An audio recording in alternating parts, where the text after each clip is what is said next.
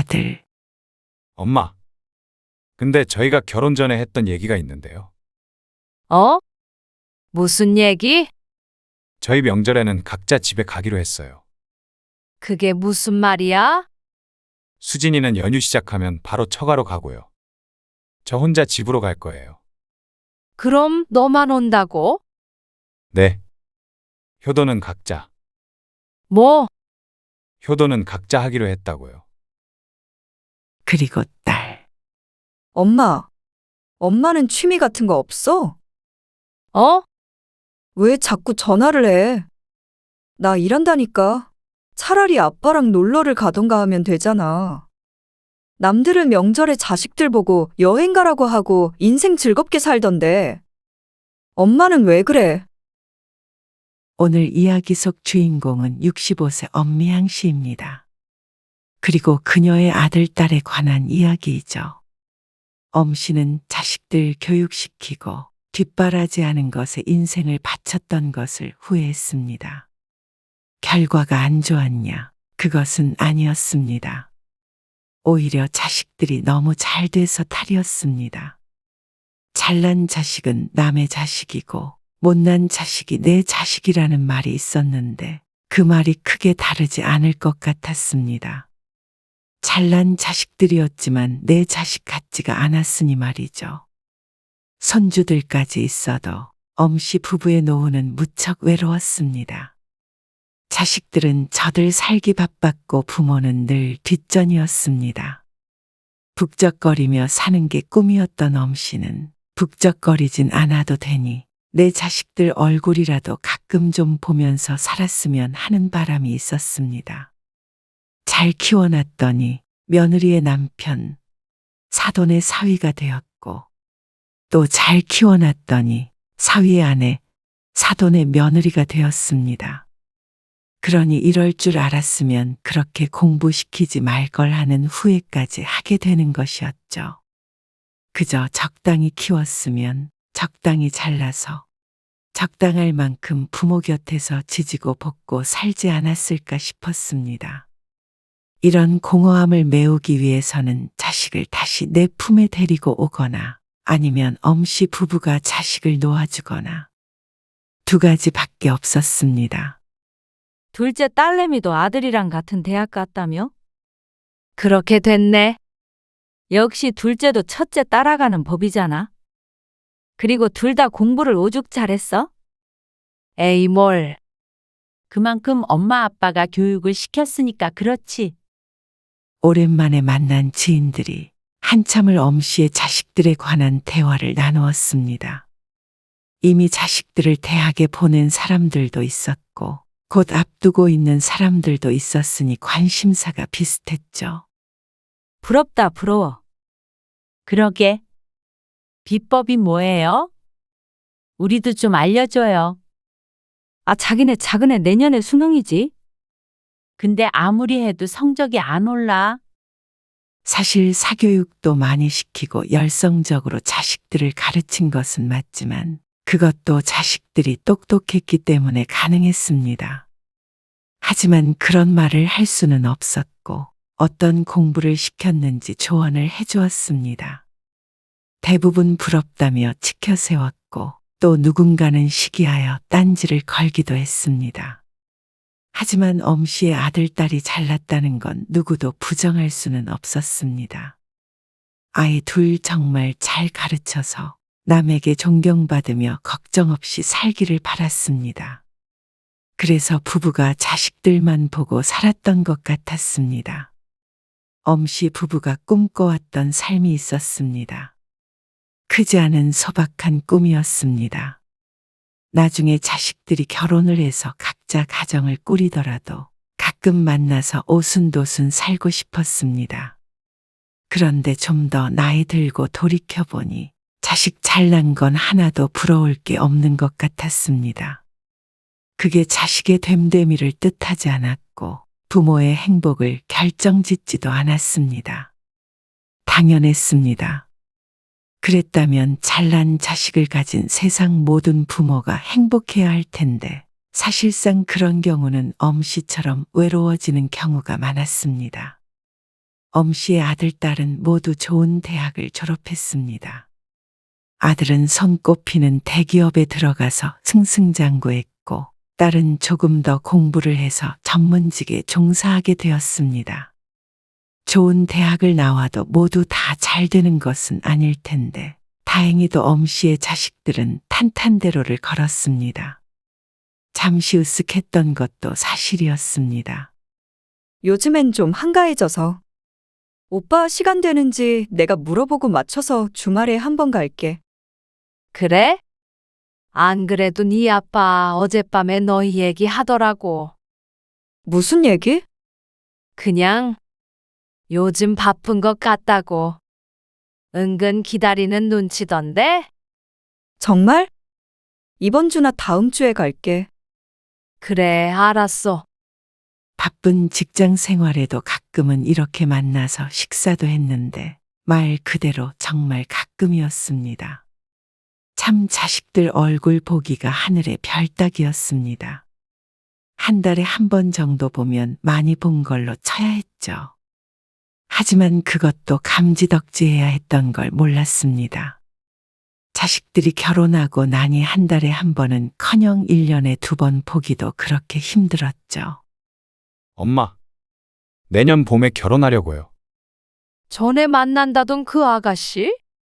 네, 같은 직장 다닌다고 그랬지. 맞아요. 학교도 동문이고요. 30 초반의 아들은 결혼을 했습니다. 잘난 아들. 그만큼 똑똑한 며느리를 맞았습니다. 처음 소개를 받았을 때도 자신감 넘치고 똑부러지는 모습에 내 아들과 참 잘 어울린다고 생각했습니다. 하지만 그렇게 잘나고 야무진 며느리이기에 시집에 아쉬운 소리를 할 필요가 없는 듯 했습니다. 다음 달 명절에 말이야. 너희 온다고 아버지가 특별하게 맛있는 것 좀 하라고 그러는데 우리 며느리가 뭘 좋아하는지 전화해서 물어보라고 성화셔. 아, 아버지가요? 그래. 벌써부터 설레나 봐. 며느리 온다고. 아들이 결혼하고 첫 명절이 다가왔습니다.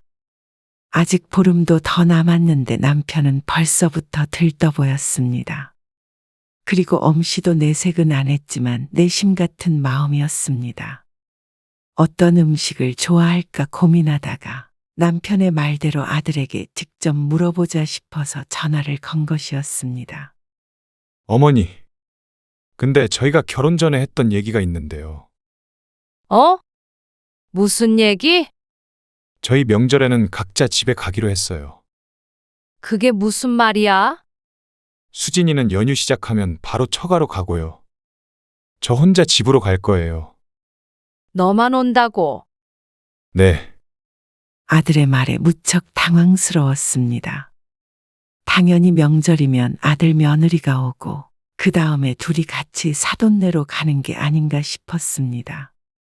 하다못해 처가를 먼저 가더라도 같이 다니는 게 보통이 아닌가 했죠. 효도는 각자. 뭐? 효도는 각자 하기로 했다고요. 그 말에 말문이 막혔습니다. 시대가 변했다고는 하나 결혼 후 첫 명절부터 이렇게 따로 행동할 줄은 몰랐습니다. 아들이 결혼한 뒤로 3개월이 지났는데 여태 한 번도 얼굴을 본 적이 없었습니다. 그런데 명절에도 며느리를 안 보면 1년 중 만날 날이 단 하루도 없다는 말 같았습니다. 그래도 제가 가잖아요. 너무 서운해하지 마세요. 자식인 자기가 오는데 무슨 상관이냐는 아들의 태도에 당황스러워도 수긍을 할 수밖에 없었습니다. 무슨 말을 하고 있는지 머리로는 이해했습니다. 다만 마음이 조금 그럴 뿐이었죠. 엄씨의 아들도 그렇고 며느리도 그렇고 개인적인 성향이 너무 강해서 가족이라고 살갑게 전화를 한다던가 찾아오는 경우는 극히 드물었습니다. 각자 잘 살면 되지 하는 게 아들과 며느리의 공통적인 생각이었습니다. 엄씨의 꿈과는 한참 거리가 있었죠.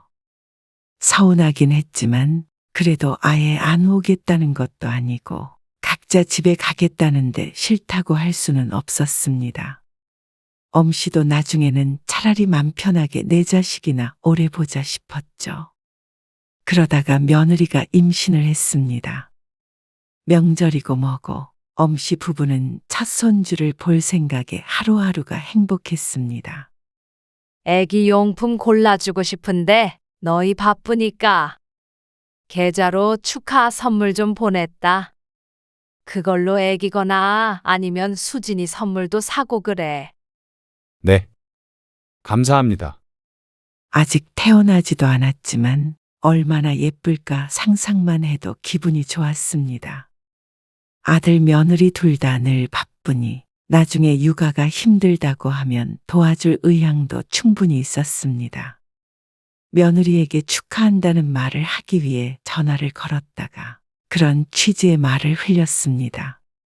도와줄 사람이 있으니 너무 걱정하지 말라고 하기 위해서였는데 엄씨의 며느리는 그런 도움은 전혀 필요 없어 보였습니다. 시터 쓰면 돼요.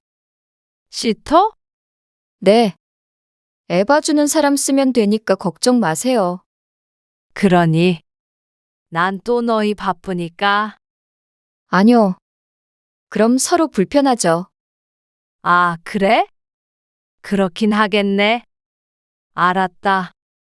지난번에 애기 용품 같은 건 좀 샀어?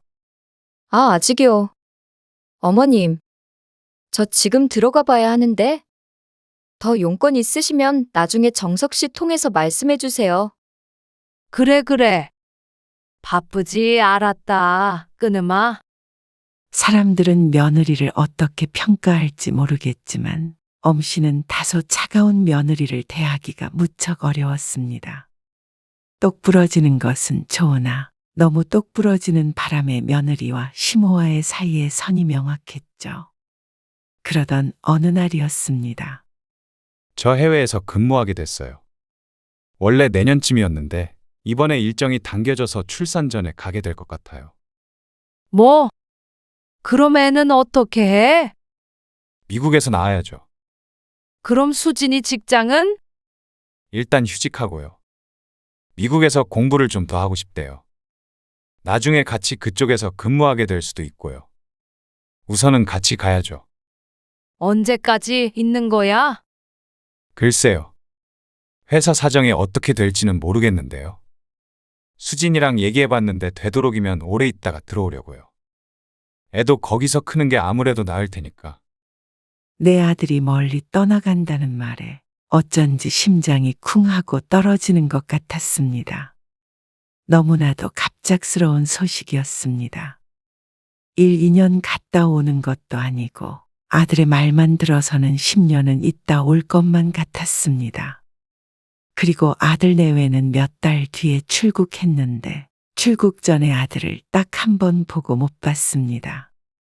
결국 며느리는 미국에서 출산을 했고 아이의 얼굴은 휴대폰 화면을 통해서만 봐야 했습니다. 어린애 데리고 너희가 올 수는 없으니까. 우리가 한번 갈까? 미국에요. 그래. 엄마 아빠도 여행 겸? 아, 수진이가 출산하고 스트레스 많이 받아야 해요. 아, 그래서 그건 다음에요. 다음에.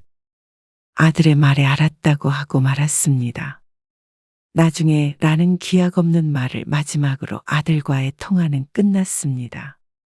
그리고 아들네와는 한동안 가끔 소식만 전하는 사이게 되어버렸죠. 그리고 아들이 미국으로 떠나기 1년 전쯤 식을 올린 딸. 딸은 재력이 상당한 집안과 연을 맺었습니다. 서울에 건물이 몇 채라고 했던가. 자세히 알지는 못하지만 재벌까진 아니더라도 경제적으로 부유한 집안은 맞는 것 같았습니다. 결혼할 당시에 맨몸으로 오면 된다고 해서 엄씨 부부를 당황하게 했습니다. 차마 딸 결혼하는데 정말 빈손으로 보낼 수는 없어서 혼수는 했지만 상대는 뭐든 상관없다는 식이었습니다. 딸. 뭐해? 일하지 뭐 하겠어. 아고고 지치네. 이 시간까지 일을 해? 안 그래도 정리하려고 했어. 경수 씨도 곧 퇴근한다고 그래서. 둘 다 바쁘구나. 그렇지. 근데 무슨 일로 전화했어? 아니, 그냥 우리 딸 뭐 하나 해서. 본 지도 오래됐고, 난 매일 일이야, 엄마. 알지? 알겠어. 얼른 들어가 봐. 저녁 잘 챙겨 먹고. 아들과 마찬가지로 늘 바쁜 딸. 안쓰럽기도 하지만 다른 일을 찾아가며 하는 타입이었습니다. 그런데 결혼을 하니까 거기에 더해 남편도 챙겨야 하고 시집도 챙겨야 하고 한층 더 바빠졌습니다. 그렇다고 아예 쉬지 않으며 일하는 건 아니었는데 친정 차례는 자주 오지 않았습니다. 그런 딸도 곧 애를 낳았고 그럼에도 불구하고 친정엄마를 찾지는 않았습니다. 가끔 애를 보여주러 오긴 했지만 나중엔 힘에 부친다면서 발길이 뜸해졌습니다. 그런데 시집 식구들과는 훨씬 자주 만나는 것 같았습니다. 올해도 여행을 가? 애도 어린데 비행기 타고 갈 수 있을까? 그래도 시어머니 말은 못 어겨. 아이고, 어머님이 봐주시겠지. 식구들도 많은데 뭐. 나도 힘들 것 같긴 한데 어쩔 수 없지. 결혼할 때 집을 사주는 조건이 있었다는 걸 나중에서야 들었습니다. 1년에 한 번씩은 무조건 같이 여행을 하는 것이었다는데 유별나다 싶으면서도 사실 속으로는 부러웠는지도 몰랐습니다. 잘난 집에 시집 가서 나쁠 것 없다고 생각했는데 정말로 시집을 가버린 것만 같았습니다. 이제는 그 집 식구가 되어버린 듯 했죠. 그래도 딸은 풍족한 삶에 만족하고 있는 것 같았습니다. 투덜대기는 해도 시부모가 나쁜 사람들은 아닌 것 같았죠. 그리고 얼마 뒤 남편의 생일엔 참으로 쓸쓸한 하루를 보냈습니다. 아들은 먼 타지에 가 있었고 딸은 늘 바빴습니다. 지난 몇 년 동안 자식들과 함께 오붓한 시간을 보낸 적이 있었는지 가물가물했습니다.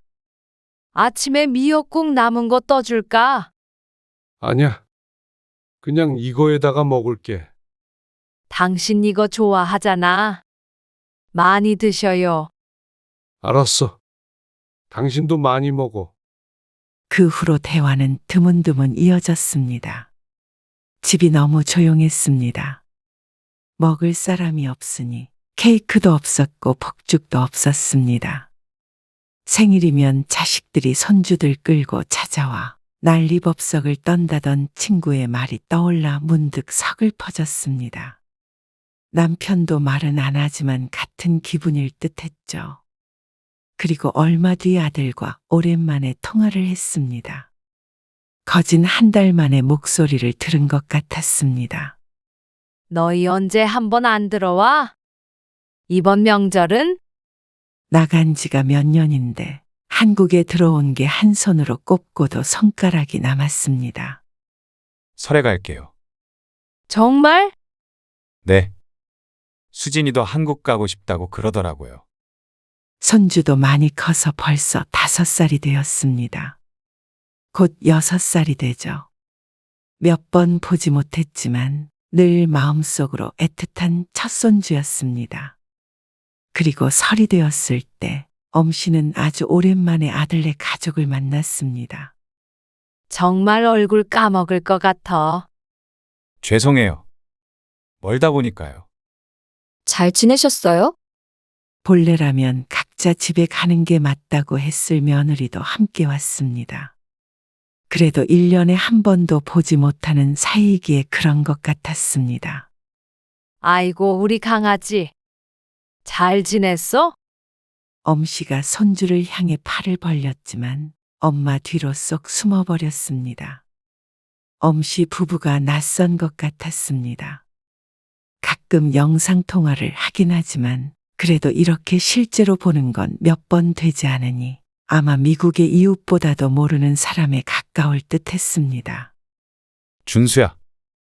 여기선 한국말 하라고 했잖아. 자꾸만 영어를 섞어 쓰는 아이에게 아들이 말했습니다. 그러자 아이는 입을 다물어 버렸습니다.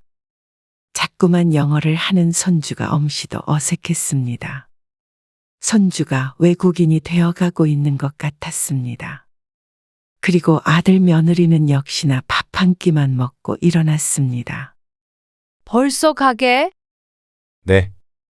처가에도 들렸다가 바로 집으로 가려고요. 하루 자고 가지. 아버지도 서운해 하실 거고. 너무 피곤해요. 쉬러 들어온 거라서요. 그래, 알았다. 어서 가봐. 네. 전화 드릴게요.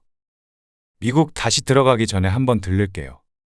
아들 며느리가 분명 왔다 갔는데도 엄씨의 마음이 아니었습니다. 엄씨는 진정한 행복이란 사랑하는 사람들과 희로애락을 함께 하는 것이라고 생각했습니다. 왼수 같은 자식이라도, 형제라도, 부모라도 옆에서 지지고 볶아야 사랑이라고 생각했습니다.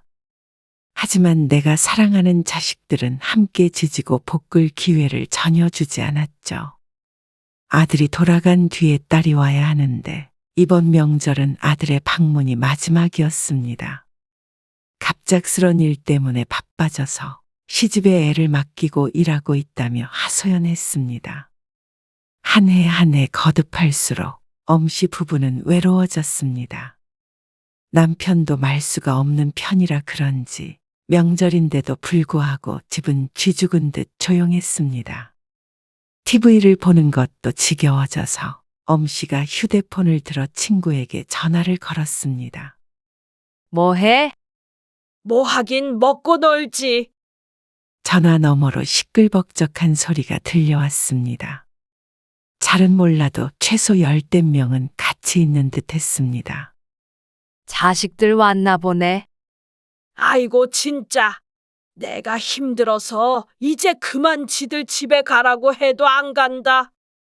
어제부터 술판에 먹자파네. 애들도 하도 뛰어다녀서 정신이 하나도 없어. 신나게 보내고 있네. 신나기는 이것들 입에 들어갈 것 갖다 바치느라 허리 분질러져. 불편하는 것 같지만 웃음기가 묻어났습니다. 아이고, 잘 들리지도 않는다. 왜 전화했어? 아니야. 그냥 해봤어. 알았어. 정신 없으니까 나중에 내가 연락할게. 전화를 끊자 더 쓸쓸한 기분이 들었습니다.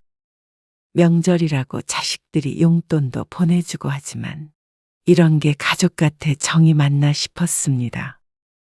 공부 잘하고 못하고 잘나고 못나고가 모든 걸 결정하는 것은 아니지만 엄씨는 그래도 내 자식들이 차라리 적당한 학교를 나와서 적당한 직장에 다니다 적당한 사람과 결혼해서 다른 집안 식구들처럼 서로 부대끼면서 살면 어땠을까 하는 상상을 안 해볼 수가 없었습니다.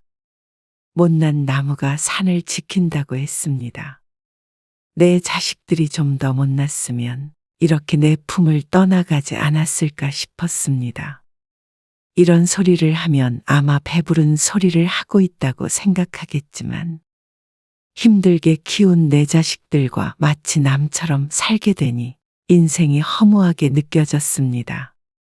엄씨도 명절엔 그래도 집안이 북적북적했으면 좋겠고 손주들 재롱을 보면서 노후를 보내고 싶었습니다. 하지만 이전보다도 훨씬 삭막해졌습니다. 엄씨 부부의 삶에 그냥 자식 둘만 없어진 기분이었습니다. 엄씨는 이번에는 딸에게 전화를 걸어보았습니다. 명절에도 바쁘다는 딸이 걱정되기도 했고 어쩐지 목소리가 듣고 싶기도 했습니다. 그런데 딸은 전화를 받자마자 다짜고짜 짜증스러운 음성으로 말했시옵뿐이다. 엄마는 취미 같은 거 없어?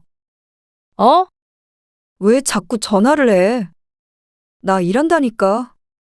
자꾸라고 해봤자 며칠 전에 명절에 못 온다는 통화 한 통이 전부였습니다. 그것도 딸이 건 것이었습니다. 차라리 아빠랑 놀러를 가던가 하면 되잖아. 남들은 명절에 자식들 보고 여행 가라고 하고 인생 즐겁게 살던데. 엄마는 왜 그래?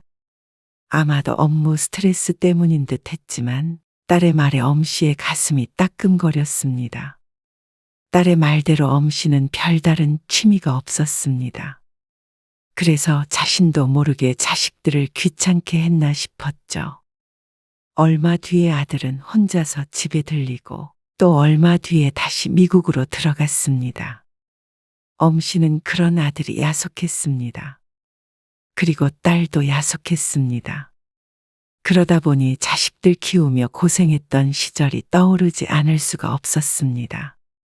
엄씨도 사람인지라 내가 그렇게 키워서 잘나게 만들었더니 이제는 부모가 뒷전이구나 하는 생각을 안 할 수가 없었습니다. 그리고 또 그런 생각을 하게 되는 스스로가 싫어졌죠. 그런 생각이 매일 머릿속을 돌고 돌았습니다. 그러다 어느 날 친구에게서 전화가 왔습니다. 전화를 받자마자 거의 흐느끼듯이 하소연을 시작하는 친구 때문에 엄씨는 듣기만 해야 했습니다. 그놈 새끼 때문에 내가 미쳐 진짜. 그동안 그렇게 사고 쳐도 내가 큰 사고는 안 쳐서 그나마 다행이라고 생각했었는데 어쩌면 그러냐. 생각이 있는 놈이야, 그놈이. 내가 낳았지만 그놈 새끼는 진짜 미치겠다. 큰아들이 사고를 쳐서 친구에게 손을 벌렸다는데 그 금액이 1억 5천이나 된다고 했습니다. 그래서 집을 담보로 대출을 받아줄 수밖에 없는 상황이라고 했습니다. 내가 그 돈을 대출 받아서 준다고 치더라도 그걸 내가 이 나이에 어떻게 갚냐? 그놈 새끼가 갚을 능력은 절대 없는데 꽉 지엄마 죽으라고 호사를 지내는 거지, 이건. 아이고, 선해고 것은 지 오빠가 그런 줄 알고 이제 우리 집에 애들도 안 맡긴다. 혹시라도 지한테 돈 빌려달라고 할까봐 몸살이는 거지. 그것도 아주 괘씸한 년이야. 그렇게 내가 힘들다고 해도 문지방 닳도록 드나들면서 애들 맡기더니 나쁜 것들이야. 그리고 이 와중에 막내는 결혼한다고. 결혼 자금 어떻게 하냐고 그 걱정뿐이다. 자식들이 셋이니까 인생이 3배로 힘들다. 그러면서 친구는 엄씨가 부럽다며 한숨을 10번은 쉬었습니다. 답이 안 보인다며 끝내 눈물을 짓는 것 같은 친구에게 해줄 말은 위로밖에 없었습니다. 남의 불행으로 교훈을 얻을 것은 아니지만 엄씨는 생각을 달리하게 되었습니다. 이 친구가 외롭다는 엄씨에게 늘 배부른 소리 하지 말라고 핀잔을 했었는데 정말로 그동안 엄씨가 배부른 소리를 하고 있었던 것 같았습니다. 엄씨는 30 넘은 자식들 뒷바라지 하는 친구가 자식들에게 목매단다고 생각했는데 이제 보니 여태껏 엄씨가 자식들에게 목을 매고 있었던 것 같았습니다. 대학까지 보냈으면 그만 부모도 우리 인생을 살아야 했는데 그러질 못했습니다. 아직도 어린 내 아들, 딸인 줄 알고 마음에서 못 놓고 있으니 괴로울 수밖에 없었습니다. 과연 내 자식들이 손자 봐달라, 집안일 해달라, 돈 달라 했으면 과연 정감 있다며 행복하다고 할 수 있었을까 생각했습니다. 하나를 얻으면 하나를 잃게 되는 게 맞는 말인 듯 했습니다. 잘났지만 부모에게 잘하고 살가운 자식, 물론 없을 리는 없겠죠. 하지만 그게 내 자식들이 아님은 분명했습니다.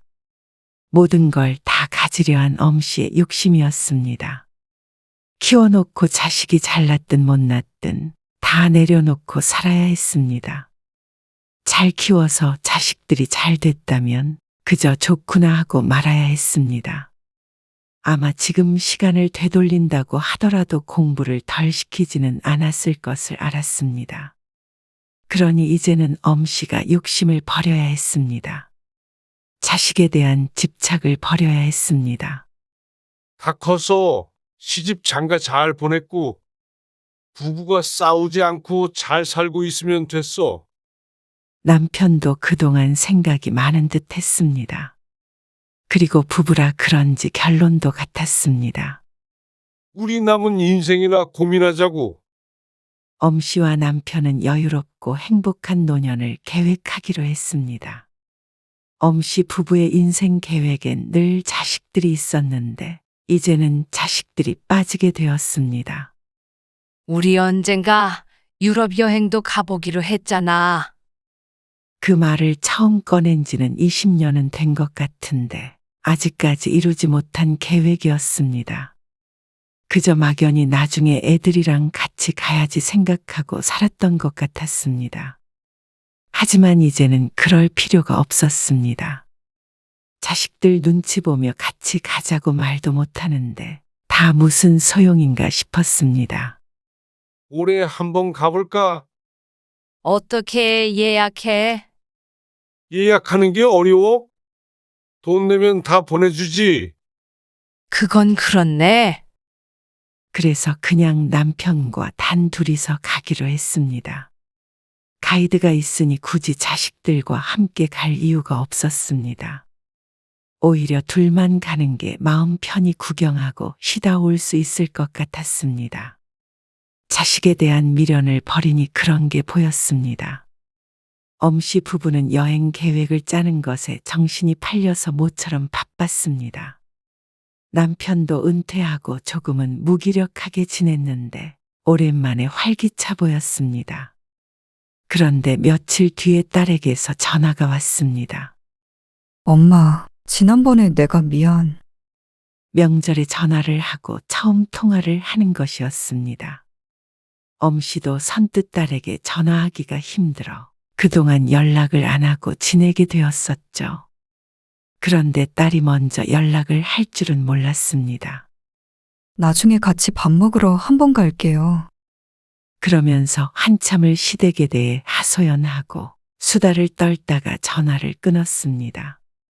늘 바쁘다며 먼저 전화를 끊던 딸과 사뭇 달랐습니다. 아마 그렇게 전화를 받았던 것이 못내 마음에 걸렸던 듯 했습니다. 그리고 한 달쯤 뒤에는 아들에게서 전화가 왔습니다. 무슨 일 있으세요? 어? 무슨 일? 아니, 요즘 전화도 없으시길래요. 아니, 아무 일 없어. 좀 바빴어. 뭐 하느라 바쁘셨어요? 그냥 여행 계획 좀 세우느라고. 아, 여행 가시게요? 어디로요? 유럽. 아, 유럽이요? 아들은 놀란 듯 보였습니다. 가야지 했는데. 올해 가려고 여행사 알아보고 있었지. 제가 대신 좀 알아볼까요? 아니, 뭐 하러 그래? 이런 거 알아보는 것도 재밌어. 아, 그렇죠. 아들은 머뭇거리더니 말했습니다. 보기 좋네요. 오히려 엄씨 부부가 연락하지 않고 마음을 놓으니 자식들이 먼저 연락을 해왔습니다. 아무리 개인적인 성격이고 자기 삶이 바쁘다고 하더라도 부모는 말없이 그 자리에 있는 존재였습니다. 자식이라면 열심히 앞만 보고 달려가다가도 한 번씩 뒤를 돌아보게 되어 있었습니다. 그런 자식들에게 부담 주지 않고 우리 삶을 행복하게 살다 보면 언젠간 자식이 멈춰서서 말을 걸 때가 오죠. 그때 말없이 안아주면 되었습니다. 그렇게 생각하자 엄씨는 말년이 외롭지도 자식 때문에 쓸쓸하지도 않았습니다. 부부만 생각하자고 마음을 먹자 자식에 대한 집착을 버리자 삶이 다르게 보였죠.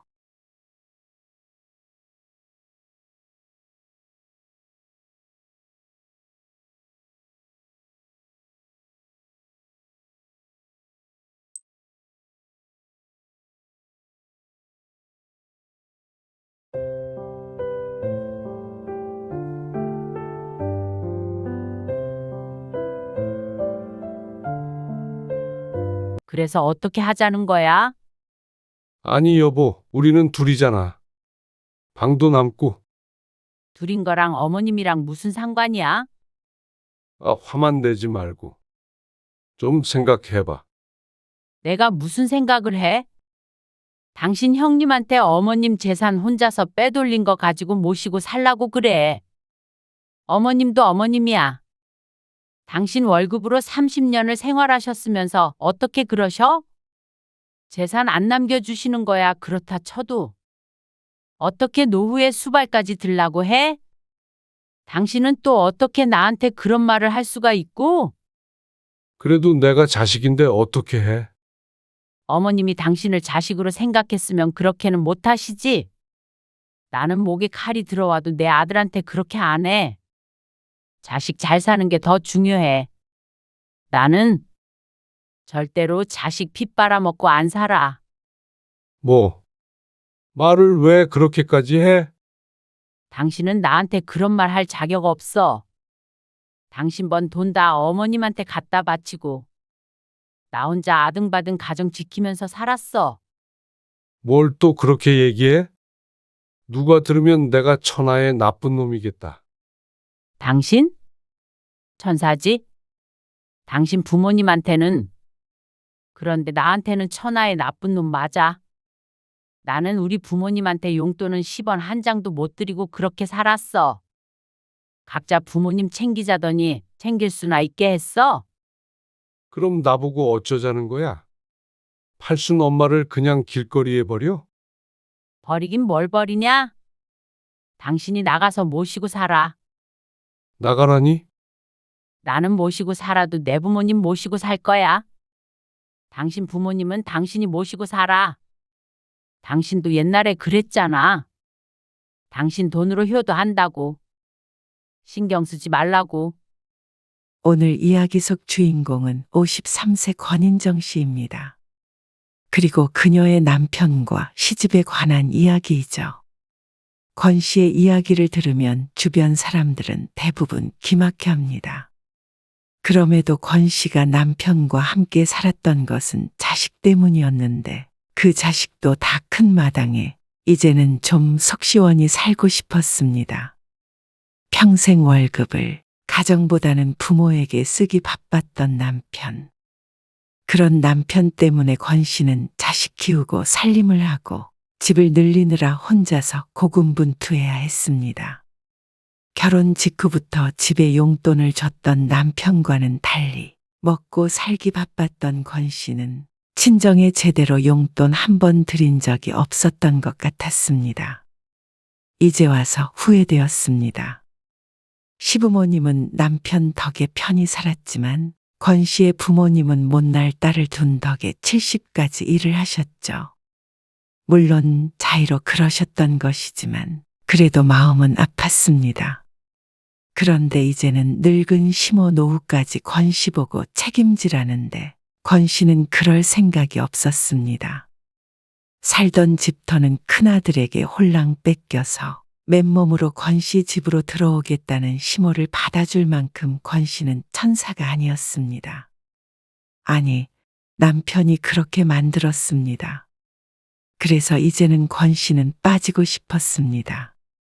시부모에게서 남편을 뺏어서 30년 가까이 살았으니 이제는 다시 돌려줄 생각이었습니다. 그러면 모시고 살던, 등에 지고 살던 남편이 알아서 할 문제였죠. 권 씨는 평범한 가정에서 자랐습니다. 권 씨의 부모님은 자식을 위해 헌신하는 분들이었습니다. 그래서 결혼 자금으로 3천만 원을 보태주신 뒤에는 당신들의 노후 준비를 위해 쉬지 않고 일을 했죠. 권 씨의 남편은 결혼할 당시 빈털털이었습니다. 직장에 다닌 지 몇 년 됐다는데도 모아둔 돈 하나 없었습니다. 돈을 보고 결혼한 것은 아니었지만 다소 걱정되긴 했죠. 하지만 권 씨도 모아둔 돈이 조금 있었고 친정에서 보태준 돈도 있기에 신혼은 그럭저럭 시작할 수도 있었습니다. 다행히 시부모님의 노후는 걱정 없을 것 같아서 마음이 놓였습니다. 저희요? 저희는 뭐 임대업해요. 상결례에서 시어머니가 했던 말입니다. 매달 월세를 받고 있어서 그 외엔 딱히 일을 하지는 않고 있다고 말하는 시어머니는 굉장히 부유해 보였습니다. 땡전 한 푼 없던 남편과는 사뭇 달랐습니다. 옷차림도 무척 멋스러웠고 말투도 자신감이 넘쳐서 그 자리에 있던 권 씨의 가족들은 권 씨의 시집이 재력이 있는 줄로만 알았습니다. 권 씨도 그렇게 착각했던 때가 있었고 말이죠. 아니, 그래도 돈은 한 사람이 관리해야 하는 거 아니야? 꼭 그러란 법이 있나? 각자 자기가 번 거 관리하고 생활비만 내면 되지. 그게 뭐야? 부부인데? 결혼하고 얼마 안 돼서 경제권에 대해 의논을 하고 있었습니다. 그런데 남편은 꼭 월급을 각자 알아서 관리하자고 했습니다. 돈 쓸 일 있을 때 서로 눈치 보는 게 싫다며 말이죠. 하지만 이제 한 가족이 됐는데 재정 상황을 서로가 알고 있지 않으면 어떻게 미래를 계획하나 싶었습니다. 집도 사고 나중에 애도 키우고 하려면 모든 걸 서로 속속들이 알아야 한다고 생각했습니다. 하지만 남편은 끝까지 고집을 꺾지 않았습니다. 순서만 바꾸는 거지. 어차피 한 사람이 월급 다 받아서 용돈 주는 거나 생활비 미리 떼서 주고 나머지 용돈 쓰는 거나. 남편의 말은 크게 틀리지 않은 듯 들렸지만 얼마 못 가서 허점이 생겼습니다. 생활비를 이것만 주면 어떻게 해? 그럼 얼마가 더 필요한데? 당신 월급 절반도 안 되는 돈을 주고 나머지는 당신이 다 쓰겠다고. 우리 둘 생활비로 그렇게 많이 필요한가? 남편은 결혼이 아니라 친구끼리 룸메이트를 하고 있는 줄 아는 모양이었습니다. 당신 용돈 쓸 거 빼고는 다 줘야지. 그래야 적금도 들고 하지. 나 쓸 거 빼고 준 거야. 뭐? 어디다가 다 쓰는데? 그러자 남편은 선뜻 대답을 하지 못했습니다. 그러다 마지못해 내뱉는 대답에 권 씨는 화들짝 놀랐습니다.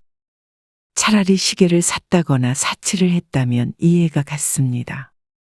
그런데 시부모님에게 다달이 생활비를 드리고 있다는 남편의 말에 놀라지 않을 수 없었죠.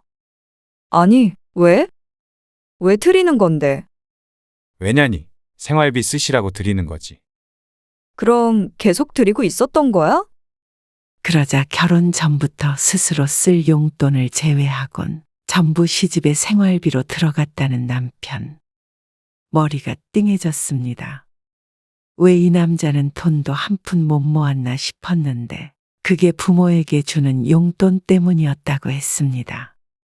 나중을 위해 대신 모아주었던 것이었다면 결혼할 때 줬을 테니 그건 시부모님이 전부 쓴 것이었습니다.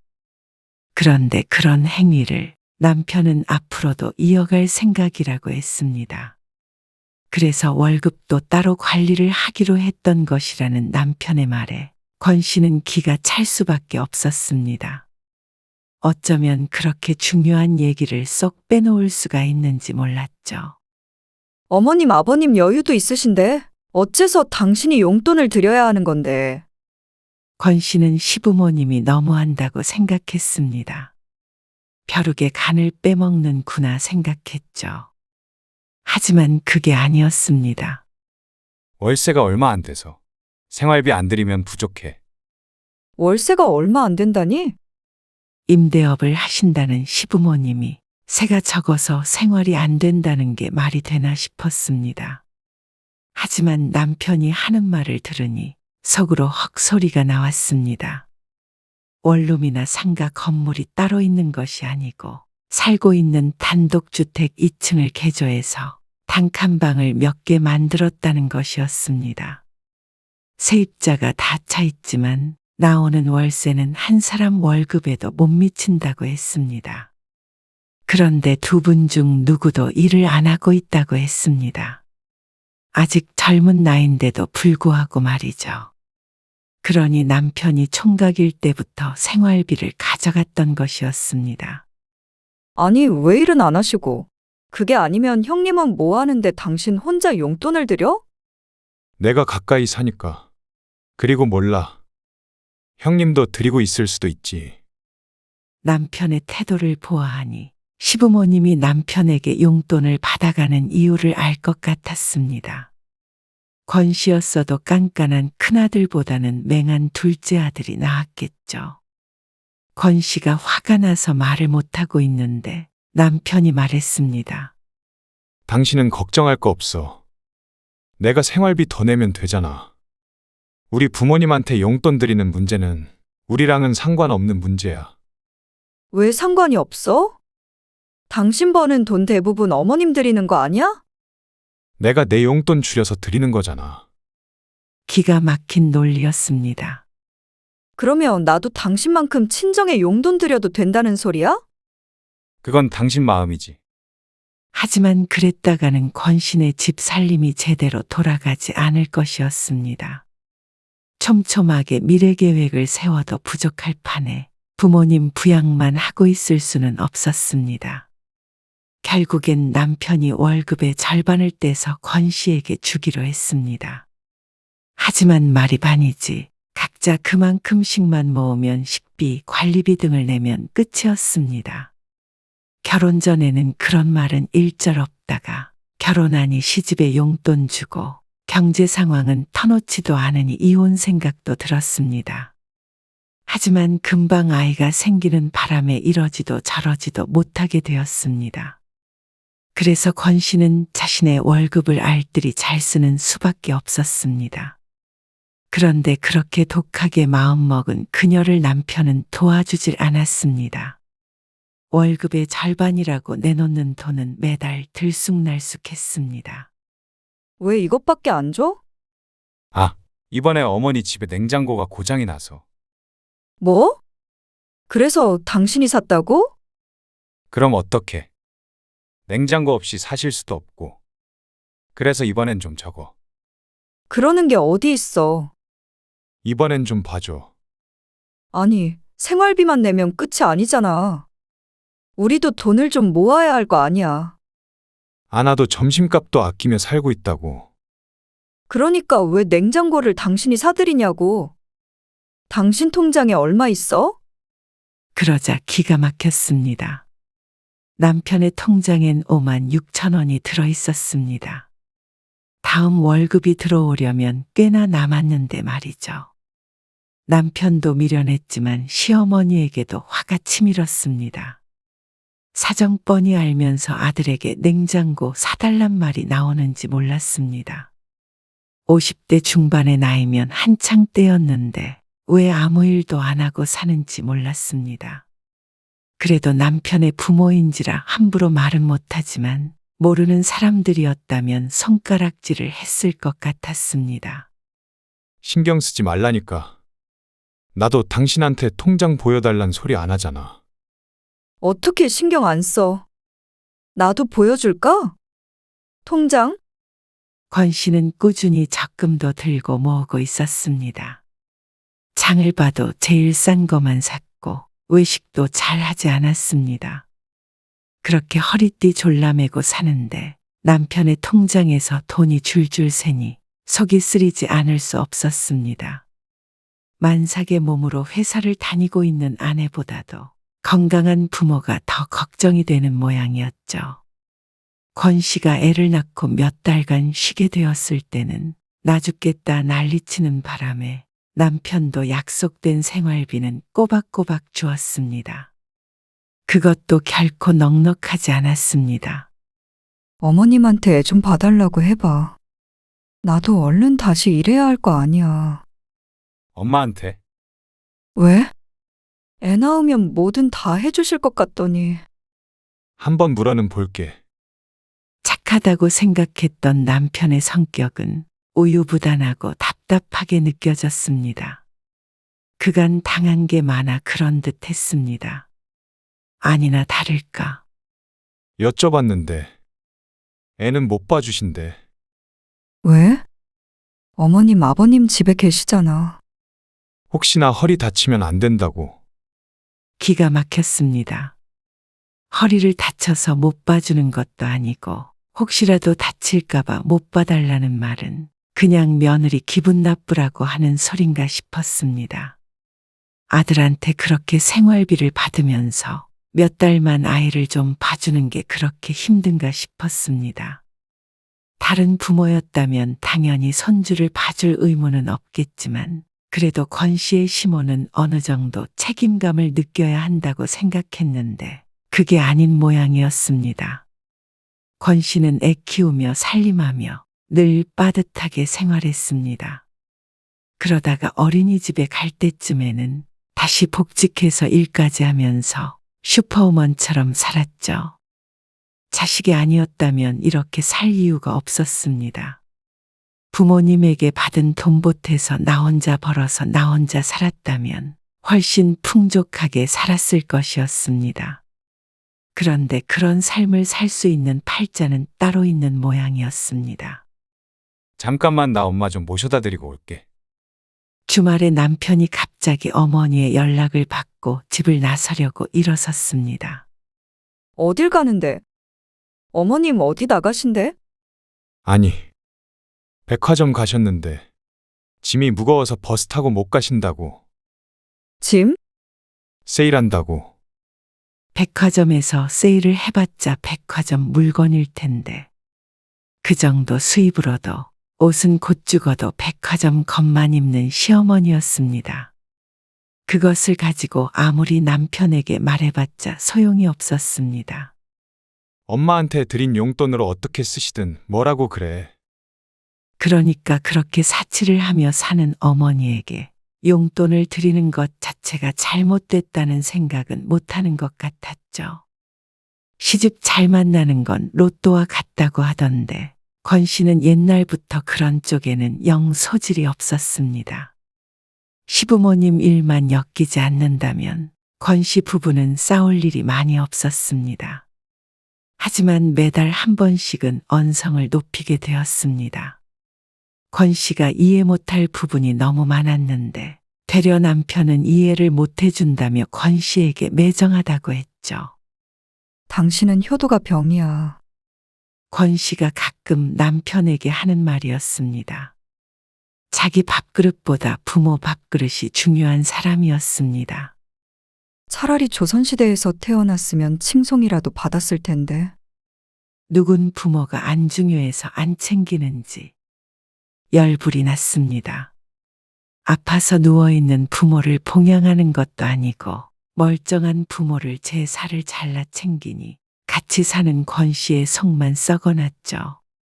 하지만 나중에는 권 씨도 어느 정도 체념하게 되었습니다. 그냥 남편을 월급을 많이 받지 못하는 조금 능력 없는 남자라고 생각하며 살자 결심했습니다. 그러니까 어느 정도는 마음이 편해졌습니다. 번 것을 시집에 퍼주면 그건 화가 날 일이지만 애초에 능력이 없어 조금밖에 못 벌어온 걸 어쩌나 하고 상상하면 좀 위안이 됐습니다. 그리고 적게나마 월세를 받고 있고 땅과 집이 있기에 시부모님도 재산이 없진 않았습니다.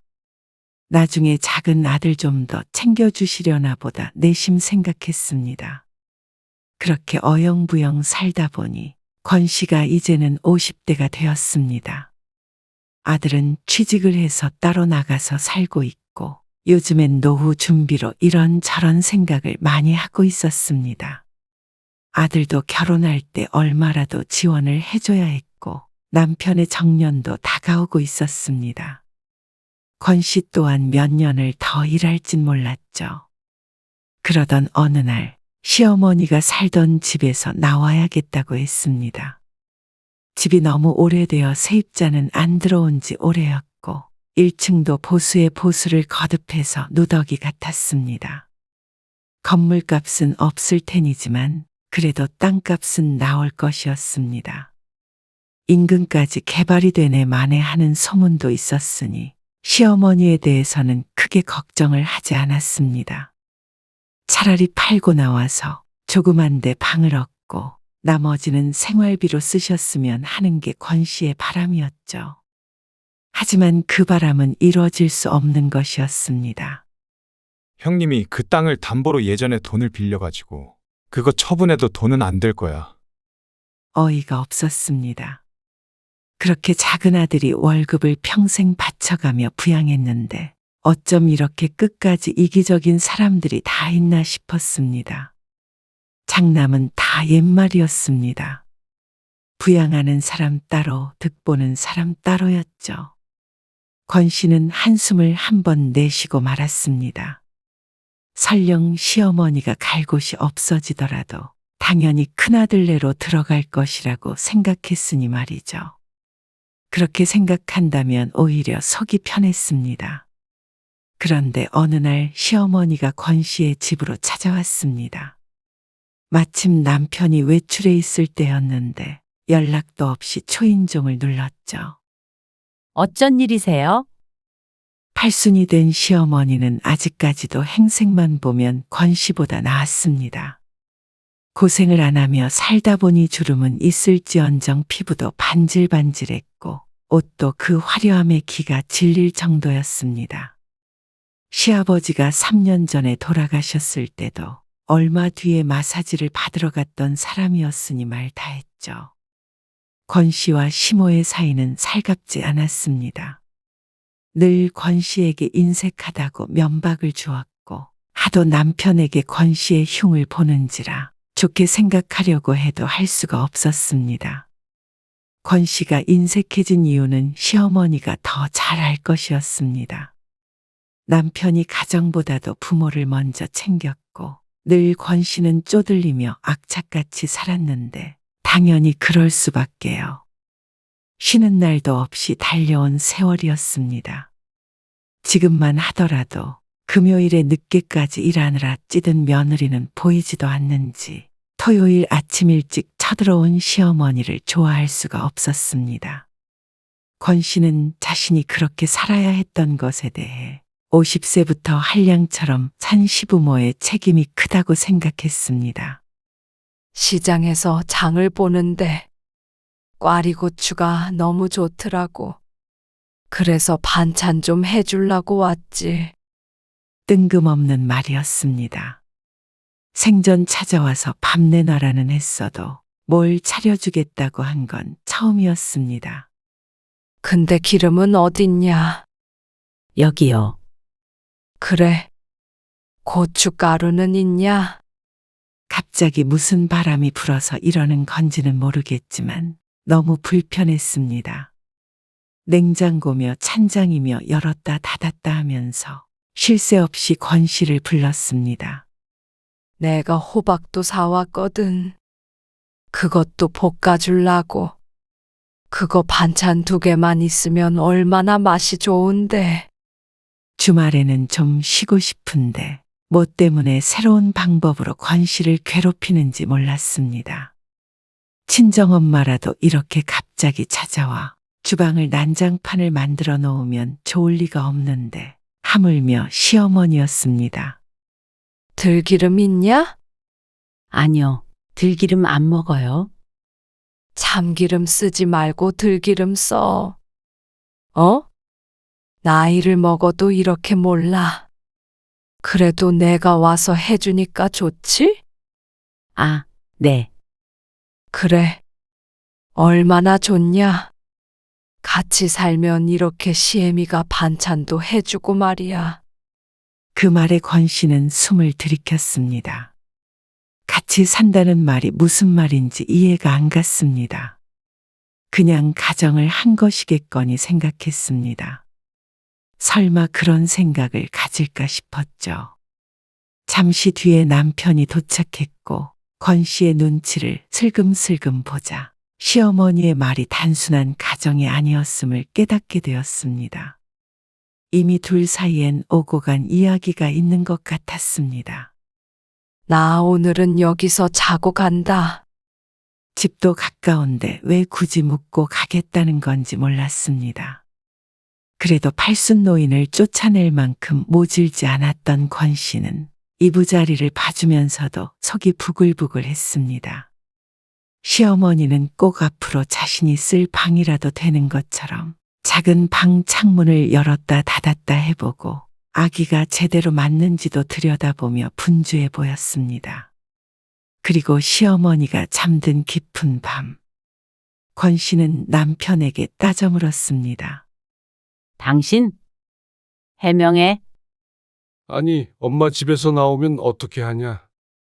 어떻게 하긴 뭘 어떻게 해? 큰형님네로 가야지. 지금 현성이네 들어와서 살고 있대. 시조카 내외가 함께 살고 있어서 시어머니를 모시지 못하겠다는 큰 형님. 양심이 있다면 시조카가 아니라 사돈의 팔촌까지 함께 살고 있어도 시어머니는 책임을 지는 게 맞았습니다. 그래서 어떻게 하자는 거야? 근데 우리는 둘이잖아. 방도 남고. 둘인 거랑 어머님이랑 무슨 상관이야? 아, 화만 내지 말고. 좀 생각해봐. 내가 무슨 생각을 해? 형님한테 어머님 재산 혼자서 빼돌린 거 가지고 모시고 살라고 그래. 어머님도 어머님이야. 당신 월급으로 생활하셨으면서 어떻게 그러셔? 재산 안 남겨주시는 거야 그렇다 쳐도. 어떻게 노후의 수발까지 들라고 해? 당신은 또 어떻게 나한테 그런 말을 할 수가 있고? 그래도 내가 자식인데 어떻게 해? 어머님이 당신을 자식으로 생각했으면 그렇게는 못 하시지. 나는 목에 칼이 들어와도 내 아들한테 그렇게 안 해. 자식 잘 사는 게 더 중요해. 나는 절대로 자식 피 빨아먹고 안 살아. 뭐? 말을 왜 그렇게까지 해? 당신은 나한테 그런 말 할 자격 없어. 당신 번 돈 다 어머님한테 갖다 바치고 나 혼자 아등바등 가정 지키면서 살았어. 내가 뭘 다 갖다 바쳐. 생활비 줬잖아. 내가 당신 와이프야, 룸메이트야? 생활비만 주면? 이 집으로 이사는 어떻게 왔는데? 내 월급 쪼개고 쪼개서. 허리띠 졸라매서 그렇게 모아서 산 거야. 당신이 우리 엄마 세탁기가 고장났나 에어컨이 고장났나 고민할 시간에 나는 혼자서 치열하게 살았어. 뭘 또 그렇게까지 얘기해? 누가 들으면 내가 천하의 나쁜 놈이겠다. 그 말에 실소가 나왔습니다. 당신? 천사지? 당신 부모님한테는. 그런데 나한테는 천하의 나쁜 놈 맞아. 나는 우리 부모님한테 용돈은 10원 한 장도 못 드리고 그렇게 살았어. 각자 부모님 챙기자더니 챙길 수나 있게 했어? 이제라도 드려. 거봐. 또 생각 없는 소리 하지? 나는 뭐 불효자라 안 드려. 그럼 나보고 어쩌자는 거야? 엄마를 그냥 길거리에 버려? 버리긴 뭘 버리냐? 당신이 모시고 살아. 뭐, 당신이 나가서 모시고 살아. 나가라니? 나는 모시고 살아도 내 부모님 모시고 살 거야. 당신 부모님은 당신이 모시고 살아. 당신도 옛날에 그랬잖아. 당신 돈으로 효도한다고. 신경 쓰지 말라고. 그런데 왜 나가래? 이 집은 내 집이기도 하잖아. 이게 어째서 당신 집이야? 내 명의인데. 아니, 명의는 그래도 엄연한 부부 공동 재산이지. 이 집에 당신 돈이 몇 푼이나 들어갔는데? 그러자 남편은 말을 하지 못했습니다. 셈이 되지 않을 것이었습니다. 정말 일상적인 생활비의 절반밖에 안 주며 살았으니 말이죠. 우리 이 집으로 이사 올 때 당신 번 돈? 10원, 아니 1원도 안 들어갔어. 대출 받은 것도 내 월급으로 다 나갔고. 지금도 내고 있어. 당신은 이 집 대출 원금이랑 이자가 매달 얼마나 나가는지도 모르지? 아니, 그래도 내가 기여한 게 있지. 기여는 어머님 아버님한테 했지. 우리 집에 하진 않았잖아. 내 집 타령할 거면 어머님 집에 가서 해. 당신은 왜 그렇게 매정해? 그래? 매정한 사람 돼서 어머님 안 모실 수 있으면 내가 매정한 사람 할게. 꿀먹은 벙어리가 된 남편을 두고 이불을 챙겨 다른 방으로 들어갔습니다. 그리고 심란한 마음을 애써 가라앉히며 잠에 들었습니다. 다음 날 아침 시어머니는 집으로 돌아갔고 권 씨와 남편은 말을 하지 않았습니다. 그런데 사흘 뒤쯤 시어머니는 또 지나가다 들렀다며 권 씨의 집에 찾아왔습니다. 퇴근하고 녹초가 되어 있던 권 씨는 또 예정에 없던 손님을 맞아야 했죠. 너는 쉬고 있어. 밥은 내가 차릴 테니까. 저 밥 안 먹어요. 생각 없어요. 너 생각 없어도 애비는 차려줘야지. 또 부엌이 헤집어지는 소리가 났습니다. 권 씨는 소파에 기대어 앉아 고개를 젖히며 눈을 감았습니다. 머리가 지끈지끈했습니다. 어떤 진수성찬을 차려준들 남은 세월 시어머니 수발 들며 살 생각은 없었습니다. 집에 살림해 줄 사람은 필요 없었습니다. 둘밖에 없는 집에 일이 있다면 얼마나 있다고 남의 손을 빌릴까요? 예전에 애 낳고 일을 못해서 그렇게 부탁했을 때 나 몰라라 했던 것은 기억이 안 는 모양이었습니다. 다칠 수도 있을까봐 못 봐준다던 허리는 팔순인 지금까지도 참 꼿꼿했습니다. 그래놓고는 이제 책임지라며 밀고 들어오려는 시어머니가 미웠습니다. 그리고 남편은 더 미웠습니다. 아니, 증오스러웠습니다. 염치가 있으면 묻지도 말았어야 했습니다. 애비는 늦는다니? 모르겠어요. 아이고, 밥 식는데. 어머님 먼저 드세요. 애미야, 네. 나 밥 많이 안 먹는다. 네? 집에서 이렇게 살림 해줄 테니까. 그저 용돈 조금 쥐어주면 돼. 그리고 더 늙어서 아프면 병원비나 내주면 너 좋고 나 좋은 거 아니냐. 이 대목에서 도대체 권 씨에게 좋은 부분이 어디 있다는 건지 몰랐습니다. 어머님, 저요. 제 한 몸 건사하기도 힘들어요. 힘들게 벌어서 집 사고 자식 키워놓고 이제 겨우 노후 준비하나 싶은데 어머님까지 모시고 살 여유가 없어요. 돈도 그렇고 마음도 그렇고요. 나랑 살기가 싫다는 말이야? 권 씨가 절대 모시고 살 수 없다고 하자 집에 온 남편은 안절부절 못했습니다. 그리고 그런 분위기를 눈치챈 시어머니는 역정을 냈죠. 나 데리고 살기 싫으면 말어라. 나도 싫다. 나 혼자 살 테니까 방 한 칸 구해서 월세나 내줘라. 그러세요. 애 아빠가 내주겠죠. 그럼 너는 며느리가 돼갖고 시애미가 길거리에 나앉든 말든 상관없다는 거야. 나중에 병원비 들면 그때도 외면하겠네. 네. 병원비도 애 아빠가 낼 거예요. 뭐야? 여보, 안 말려. 당신이 보증금이랑 월세 내드려. 어차피 당신 돈이잖아. 아니 내 돈으로 보증금까지 어떻게 내? 아니면 형제들끼리 모으든지. 당신 진짜 이럴 거야? 진짜 매정하다. 매정하다는 말을 이 집 식구들에게 왜 이렇게 많이 듣게 되나 싶었습니다. 매정? 당신이랑 여태 산 것도 정이 넘치는 걸로 봐줘야 하는 거 아니야? 싸움은 시어머니가 돌아가고 나서도 며칠 동안 이어졌습니다. 하지만 이번만큼은 권 씨도 양보할 마음이 없었습니다. 우리가 왜 다퉈야 하는지 모르겠네. 그냥 각자 살면 되잖아. 왜 또 그 얘기야? 갈라서면 너무나도 명확하잖아. 당신은 어머님 모시고 살고, 나는 혼자 살고. 이혼이 당신한테는 그렇게 단순한 문제야? 지금이 더 복잡해. 그래 놓고는 뭐 아파트가 당신 거네 어쩌네 하려고 그래? 이건 내 거 맞아. 그건 아주 간단하게 증명할 수 있으니까 걱정 마. 평생을 생활비 통장에 각각 돈을 넣어서 생활을 했습니다.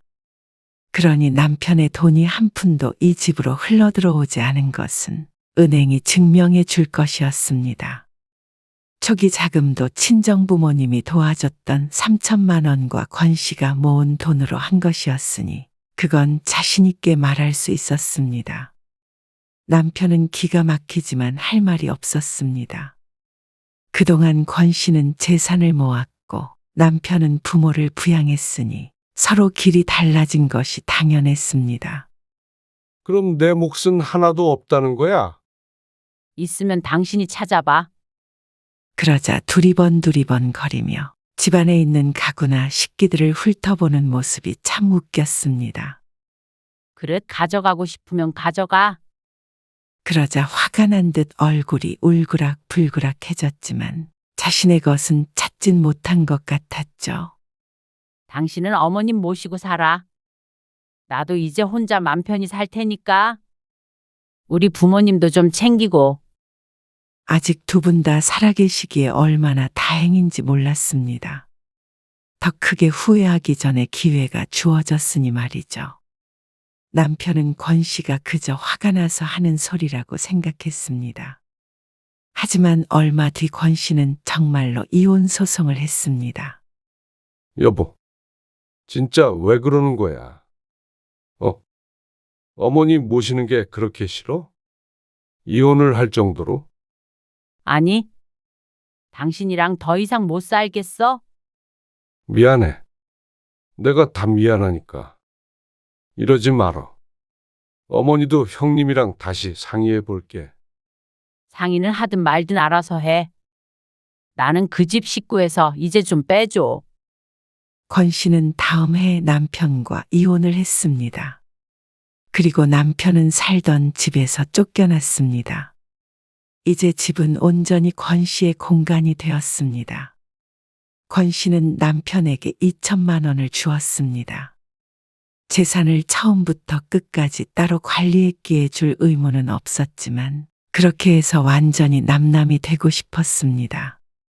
그걸로 보증금 해. 그리고 당신은 이제 어머님만 생각하면서 살아.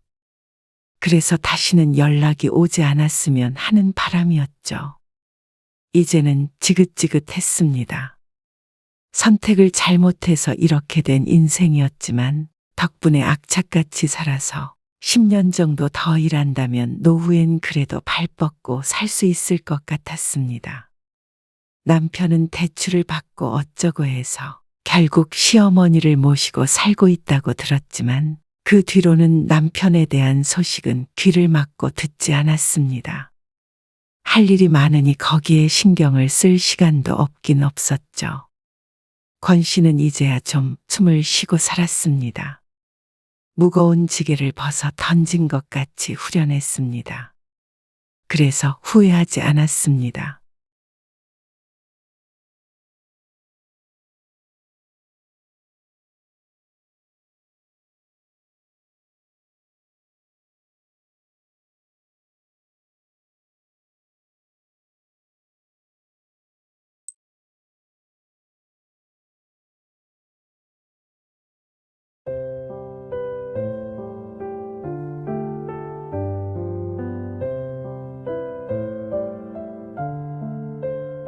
너 그 여자애 네 친자식처럼 키울 수 있어?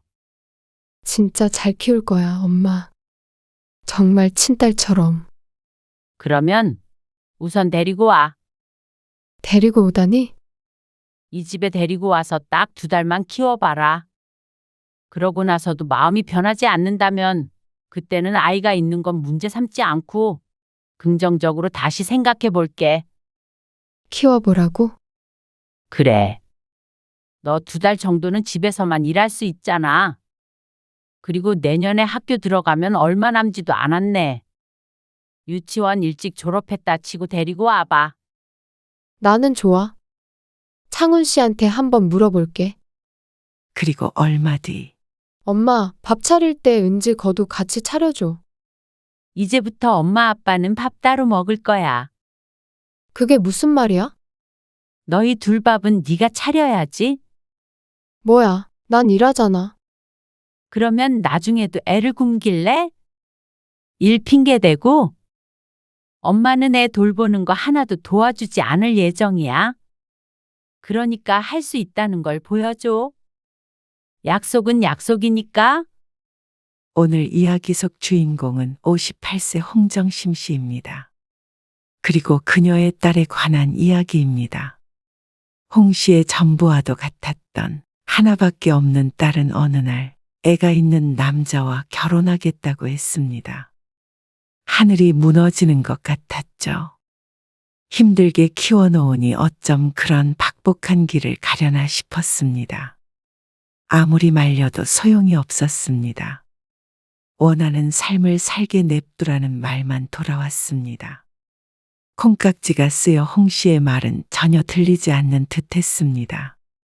남의 자식을 자기 자식처럼 키우겠다는 말에는 실소를 할 수밖에 없었습니다. 애 키우는 일이 쉬운 일인 줄 아는 듯 했죠. 겪어보질 않았으니 호언장담을 하는 것이었습니다. 그래서 홍 씨는 딸에게 결혼 전에 아이를 데리고 집에 들어와 살아보라고 했습니다. 2달을 버티면 결혼을 허락해 주겠다는 말에 딸은 흔쾌히 수락했습니다. 홍 씨는 만약 딸이 아이와 잘 지내고 그래도 결혼을 하고 싶다면 그때 가선 마음을 접을 생각이었습니다.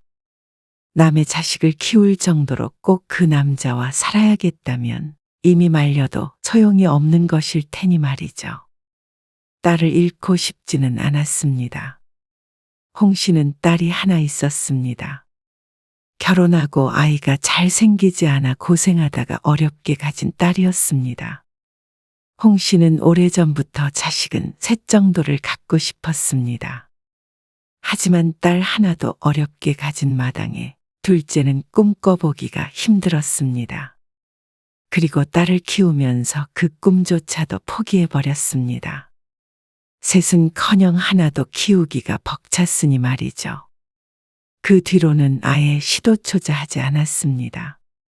장모님은 봐주기 힘드시대. 오전이면 괜찮은데 오후에는 일 때문에 안 된대. 어쩌냐? 어린이집 좀 일찍 보내고 어떻게든 해봐야지. 벌이가 더 좋았으면 당신 일 그만두게 했을 텐데.